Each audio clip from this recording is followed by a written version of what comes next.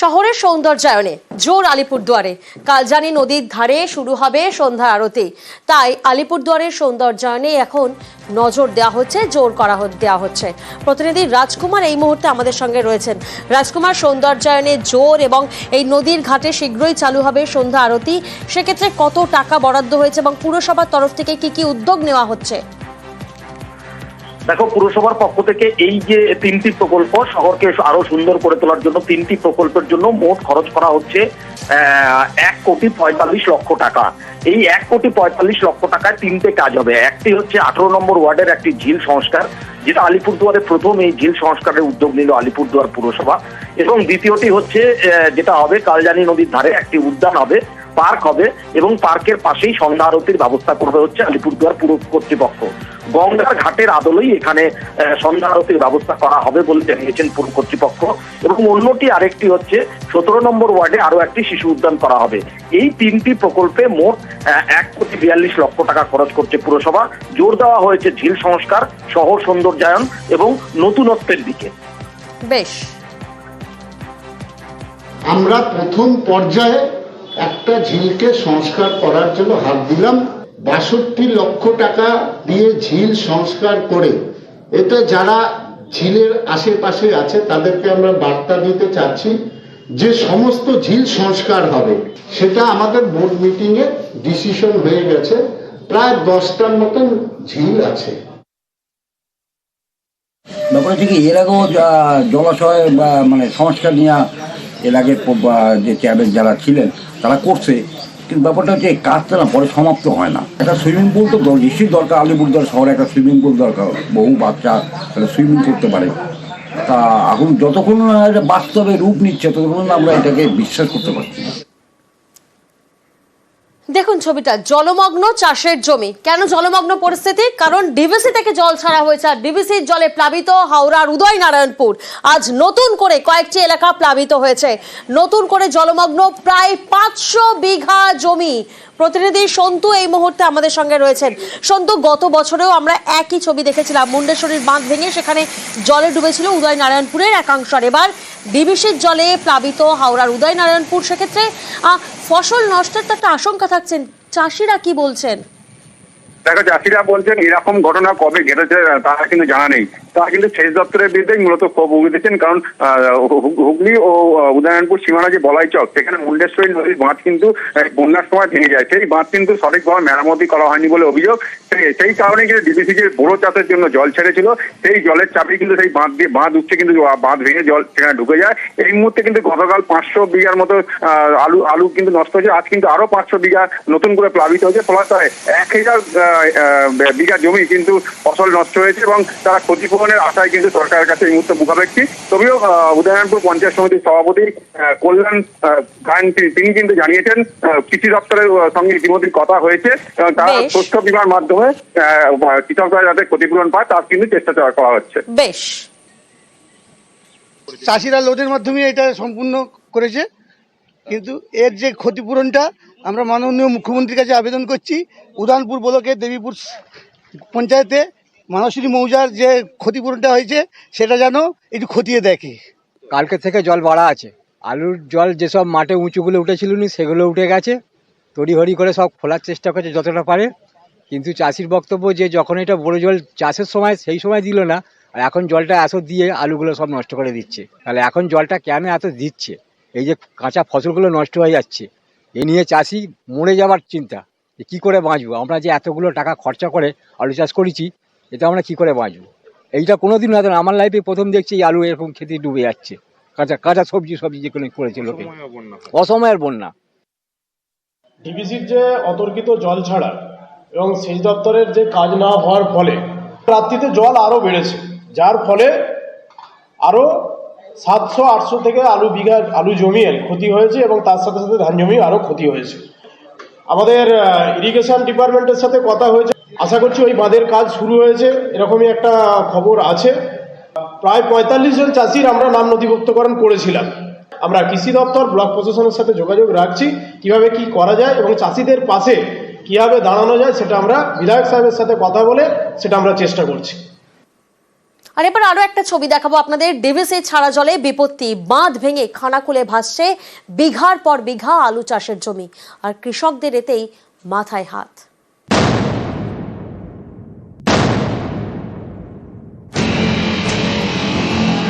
এখন জমি থেকে আলু তোলার সময়। এই সময় ডিভিসির ছাড়া জলে বিপত্তি, বাঁধ ভেঙে ভাসছে বিঘার পর বিঘা চাষের জমি। হুগলির খানাকুলের চিংড়া পঞ্চায়েত। গত বছর বর্ষায় এখানকার বলাইচকে ভেঙে যায় মুন্ডেশ্বরী খালের বাঁধ। এর জেরে ভেসে যায় বিস্তীর্ণ এলাকা। বাঁধ মেরামতিতে বালির বস্তা ফেলা হয়। এর জেরে চিংড়া পঞ্চায়েত এলাকায় এবার দেরিতে শুরু হয় আলু চাষ। নভেম্বরের শেষে জমিতে বসানো হয় আলু গাছ। এখন সেই আলু তোলার মরশুম। এর মধ্যে শুরু হয়েছে বোরো ধান চাষ। এই সময় প্রতিবার জল ছাড়ে ডিভিসি। সেই জলের তোড়ে রবিবার সকালে ভেঙে যায় বলাইচকের দুর্বল বাঁধ। ফলে অনেক আলু চাষের জমি ভেসে গিয়েছে। এইভাবে জলে গেলে কিন্তু এখানে যে কটা গ্রাম আছে সকল গ্রামগুলোই প্লাবিত হবে চাষের জন্য। হয়তো রাস্তাঘাট ডুববে না ঠিক কথায়, কিন্তু চাষের তো ক্ষতি হলো। আবারও বর্ষায় তো যা গেল উপরন্ত আবারও কিন্তু ক্ষতি হলো। বন্যায় যে বাঁধ ভেঙেছিল সেই বাঁধ ভাঙা জায়গায় এখনো পর্যন্ত বাঁধ মেরামত হয়নি। চাষিদের এই অবস্থা। লোন নিয়ে বিভিন্ন জায়গা থেকে সুদে লোন নিয়ে, চটার সুদে লোন নিয়ে তারা আলু চাষ করেছে এবং আলু এই জলের তলায়। খানাকুলের কৃষকদের দাবি 18 ফেব্রুয়ারি ডিভিসি জল ছাড়ে। এরপরেই 20, 21 এবং 22 ফেব্রুয়ারি বৃষ্টি হয় হুগলিতে। আলিপুর আবহাওয়া দপ্তরের পূর্বাভাস মতোই হুগলি সহ দক্ষিণবঙ্গে বিভিন্ন জায়গায় বৃষ্টি হয়। অনেকের প্রশ্ন, বৃষ্টির পূর্বাভাস থাকা সত্ত্বেও কেন জল ছাড়ল ডিভিসি? গত 3 সপ্তাহ ধরে চাষের জমি শুকিয়ে কাঠ। যখন চাষের জন্য জলের অভাব, তখন কেন ডিভিসি ছাড়েনি জল? আলুর জমিতে জল। এই খবর পেয়ে রবিবার চিংড়া পঞ্চায়েত এলাকায় যান খানাকুল 2 নম্বর ব্লক প্রশাসনের আধিকারিকরা। সহায়ক মূল্যে আলু কেনার আশ্বাস দেন। বাঁধটা ভেঙে যাওয়াতে অনেকটা চাষের জমি ক্ষতিগ্রস্ত হয়েছে। আলু যাতে কিনে নেওয়া হয় সেই ব্যবস্থা আমরা করছি। বাঁধটা যেহেতু ওটা ইরিগেশন ডিপার্টমেন্টের আন্ডারে, আমি ওদের সাথে কথা বলেছি, টেন্ডার হয়ে গেছে, আন্ডার প্রসেস আছে। খানাকুল থেকে শুভদীপ ঘোষ, নিউজ 18 বাংলা। আর শুরুতেই আমরা নজর রাখবো খড়দার দিকে। খড়দার বন্দিপুরের একটি ছবি আপনাদেরকে দেখুন কিভাবে দিনে দুপুরে গাছ কেটে সাফ করে দেওয়া হয়েছে। একের পর এক গাছ দিনে দুপুরে এভাবেই কাটা হয়েছে। আর অভিযোগ আসছে কোনো অনুমতি ছিল না, অনুমতি ছাড়াই এভাবে গাছ কাটা হয়েছে। আর অভিযোগ কার বিরুদ্ধে? জমি মাফিয়ার বিরুদ্ধে অভিযোগ। প্রতিনিধি সুবীর এই মুহূর্তে আমাদের সঙ্গে রয়েছেন। সুবীর, যার বিরুদ্ধে এই অভিযোগ তার কি বক্তব্য? দেখো, এভাবেই কিন্তু খড়দহ বন্দিপুর পঞ্চায়েতের অন্তর্গত বলাগড় এলাকাতে এভাবেই কিন্তু একের পর এক গাছ, প্রাচীন গাছ কিন্তু কেটে ফেলার অভিযোগ উঠেছে এলাকার জমি মাফিয়া তথা প্রমোটার নাম হচ্ছে আইদুল ইসলামের বিরুদ্ধে। এবং এই যে জমিতে লোক লাগিয়ে এরকম প্রকাশ্যে দিনের আলো এভাবে মেশিন দিয়ে কিন্তু গাছ কাটা হচ্ছে। এবং এই খবর যখন আমাদের কাছে আসে, আমরা যখন ঘটনাস্থলে যাই, তখন কিন্তু আমাদের ক্যামেরা তো সেই ছবি ধরা পড়ে। এবং এই ঘটনায় আজকে সকালবেলা অভিযোগ পেয়ে, খবর পেয়ে কিন্তু ঘটনাস্থলে রওনা থানা পুলিশ এবং বন দপ্তর যৌথভাবে অভিযান চালায়। এবং সেখানে যারা গাছ কাটছিলেন সেখান থেকে 3 জনকে কিন্তু রওনা থানা পুলিশ গ্রেপ্তার করে নিয়ে গিয়েছে। এবং এই ঘটনায় যখন জমির মালিক যিনি আইদুল ইসলাম, তাকে আমরা ফোনে যোগাযোগ করেছিলাম। তিনি বলছে যে এই তার জমি, সেখানে তিনি একটি স্কুল করবে, সেই কারণে গাছ কাটছে। আমরা প্রশ্ন করেছিলাম যে আপনার কাছে কি অনুমতি আছে?